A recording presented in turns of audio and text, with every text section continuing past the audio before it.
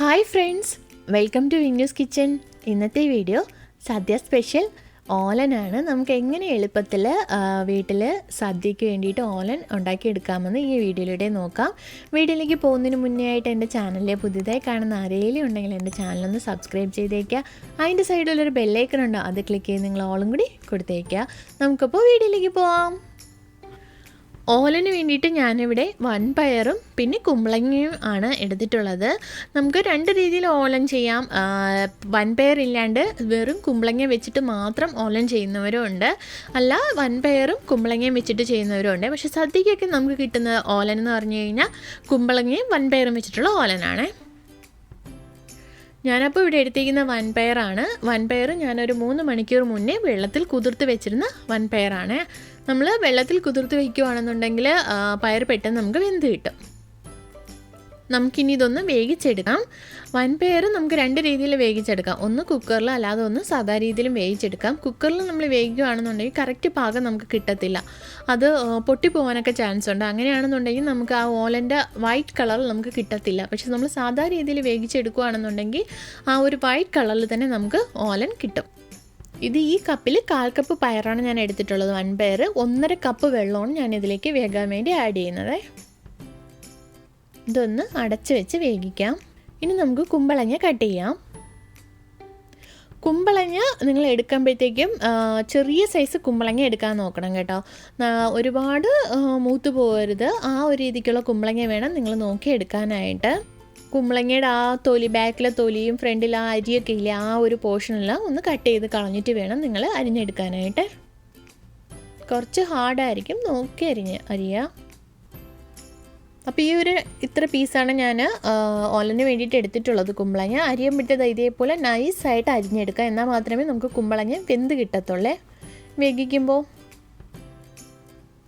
ചെറുതായിട്ട് അരിഞ്ഞെടുക്കുക, ഈ ഒരു നീളത്തിന് അരിഞ്ഞ, അല്ലാതെ നിങ്ങൾക്ക് നല്ല നീളത്തിന് വേണമെങ്കിൽ ഇതേപോലെ കട്ട് ചെയ്തെടുക്കുക, അല്ലാന്നുണ്ടെങ്കിൽ ഈ ഒരു സൈസിന് നൈസായിട്ടും അരിഞ്ഞെടുക്കാവേ. അപ്പോൾ ഞാൻ കുമ്പളങ്ങയെല്ലാം ഇവിടെ അരിഞ്ഞെടുത്തു. ഇനി ഇതൊന്ന് വേവിച്ചെടുക്കണം. അതിന് വേണ്ടിയിട്ട് ഞാൻ വേറൊരു പാൻ എടുത്തു, ഇതിലേക്ക് കുമ്പളങ്ങ അരിഞ്ഞത് ആഡ് ചെയ്യുവാണ്. ഞാനിത് പാലിലാണ് വേവിച്ചെടുക്കുന്നത് കേട്ടോ. അപ്പോൾ ഇതിലേക്ക് ഞാൻ 1-ാം പാലും എടുത്തിട്ടുണ്ട്, 2-ാം പാലും എടുത്തിട്ടുണ്ട്. അപ്പോൾ 1-ാം പാൽ എടുക്കുമ്പോൾ നിങ്ങൾ ഒരു 1/2 കപ്പ് വെള്ളം ഒഴിച്ച് വേണം 1-ാം പാൽ പിഴിഞ്ഞെടുക്കാൻ തേങ്ങയിൽ നിന്ന്. 2-ാം പാലാകുമ്പോഴത്തേക്ക് 1 കപ്പ് വെള്ളത്തിൽ നിങ്ങളതൊന്ന് പിഴിഞ്ഞെടുത്തേക്കാം. ഇനി കുമ്പളങ്ങയിലേക്ക് വേവിക്കാനായിട്ട് നമുക്ക് പാൽ ആഡ് ചെയ്ത് കൊടുക്കാം. ഞാനിതിലേക്ക് എടുത്തു വെച്ചിരുന്ന 2-ാം പാലാണ് ആദ്യം ആഡ് ചെയ്യുന്നത് കേട്ടോ. അപ്പോൾ കട്ടി കുറഞ്ഞതാണ് 2-ാം പാൽ, അത് വേണം നമ്മൾ ആദ്യം ആഡ് ചെയ്ത് കൊടുക്കാൻ. പാലിന് പകരം വേണമെന്നുണ്ടെങ്കിൽ വെള്ളം വെച്ചിട്ട് കുറച്ച് വെള്ളം ആഡ് ചെയ്ത് ഒന്ന് വേവിച്ചെടുത്തതിന് ശേഷം പാൽ ആഡ് ചെയ്യാം. പക്ഷേ അതിൻ്റെ ആവശ്യമില്ല. നമ്മളിപ്പം 1-ാം പാലും 2-ാം പാലും എടുത്തിട്ടുള്ളത് കൊണ്ട് ആ ഒരു പാലിനകത്ത് കിടന്ന് തന്നെ കുമ്പളങ്ങ നന്നായിട്ട് നമുക്ക് വെന്ത് കിട്ടും.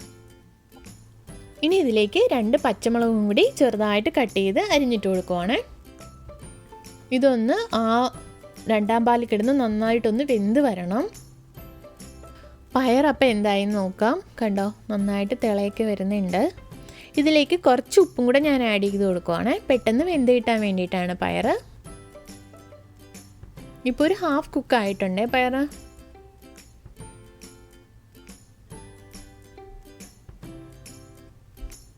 കണ്ടോ, പയറപ്പം നന്നായി വെന്ത് വന്നിട്ടുണ്ട്. ഇതിൽ വെള്ളം കംപ്ലീറ്റ് ആയിട്ട് ഒന്ന് പോയതിന് ശേഷം നമുക്ക് സ്റ്റൗ ഓഫ് ചെയ്ത് കൊടുക്കാം. നമ്മൾ പയർ വെന്തിട്ടുണ്ടോ എന്ന് നോക്കുകയെന്ന് വെച്ചാൽ കയ്യിൽ വെച്ചിട്ട് ഒന്ന് നന്നായിട്ടൊന്ന് പ്രസ് ചെയ്ത് നോക്കുക. അപ്പോഴത്തേക്ക് അത് നന്നായിട്ട് ഉടഞ്ഞു വരുവാണെന്നുണ്ടെങ്കിൽ അത് വെന്തു എന്നാണേ. 2-ാം പാലിൽ കിടന്ന് അപ്പോൾ ഓല നന്നായിട്ടൊന്ന് വെന്തിട്ടുണ്ട്. ഇനി നമുക്കിതിലേക്ക് എടുത്തു വെച്ചിരുന്ന 1-ാം പാലും കൂടി ആഡ് ചെയ്ത് കൊടുക്കാം. ഇതൊന്ന് വറ്റി വരണം കേട്ടോ. ഞാൻ കുമ്പളങ്ങയിൽ ഇതുവരെയും ഉപ്പൊന്നും ആഡ് ചെയ്തിട്ടില്ല, പയറിൽ മാത്രമാണ് ഉപ്പ് ആഡ് ചെയ്തിട്ടുള്ളത് കേട്ടോ. അപ്പോൾ 1-ാം പാൽ ഇവിടെ നന്നായി വറ്റി വന്നിട്ടുണ്ട്. നമുക്കിതിലേക്ക് വേവിച്ച് വെച്ചിരുന്ന പയർ ആഡ് ചെയ്ത് കൊടുക്കാം. പയർ നമ്മൾ ഈ ഒരു പാകത്തിന് വേവിച്ചെടുക്കുന്നുണ്ട്. ആ വെള്ളമൊക്കെ വറ്റി പയറൊന്നും പൊട്ടി വന്നിട്ടൊന്നുമില്ല, ആ ഒരു പാകത്തിന് വേണം നമ്മൾ പയർ വേവിച്ചെടുക്കാൻ. ഓലനൊന്ന് കട്ടിയായി വരണം, കാര്യം നമുക്ക് സദ്യക്ക് വാഴയിലയിൽ വിളമ്പാനുള്ളതാണ്, ഒലിച്ച് പോകാൻ പാടില്ല അത്. ഇനി ഇതിലേക്ക് വേണ്ടത് കറിവേപ്പിലയാണ്. അപ്പോൾ നമ്മൾ കറിവേപ്പില ഓലനിൽ ആഡ് ചെയ്യുമ്പോൾ കുറച്ച് കൂടുതലായിട്ട് ആഡ് ചെയ്യുക. കാരണം എന്ന് വെച്ച് കഴിഞ്ഞാൽ നമ്മൾ ഇതിൽ വേറെ ഒരു ഇൻഗ്രീഡിയൻസ് ആഡ് ചെയ്തിട്ടില്ല. അതുകൊണ്ട് തന്നെ കറിവേപ്പില സാധാ നമ്മൾ കറിക്ക് ആഡ് ചെയ്യുന്നതിന് കുറച്ച് കൂടുതലായിട്ട് ആഡ് ചെയ്തേക്കാം.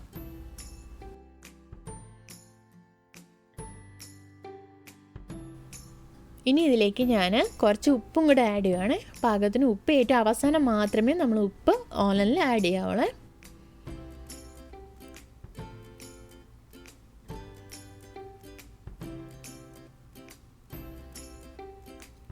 ഇനി ഇതിലേക്ക് 1 ടീസ്പൂൺ വെളിച്ചെണ്ണ കൂടി ഞാൻ ആഡ് ചെയ്യുവാണ്. ആ ഒരു വെളിച്ചെണ്ണയൊക്കെ ആഡ് ചെയ്യുമ്പോഴത്തേക്കും ഓലനൊരു പ്രത്യേക മണമൊക്കെയാണ്. നമ്മൾ കഴിച്ച് നോക്കുമ്പോൾ അത് മനസ്സിലാവും. ഒരു പ്രത്യേക ടേസ്റ്റാണ് കേട്ടോ. നമ്മൾ വെളിച്ചെണ്ണ തന്നെ ആഡ് ചെയ്യണം. വേറെ ഒരു എണ്ണ ആഡ് ചെയ്താൽ ആ ഒരു ടേസ്റ്റ് ഓലന് വരത്തില്ല.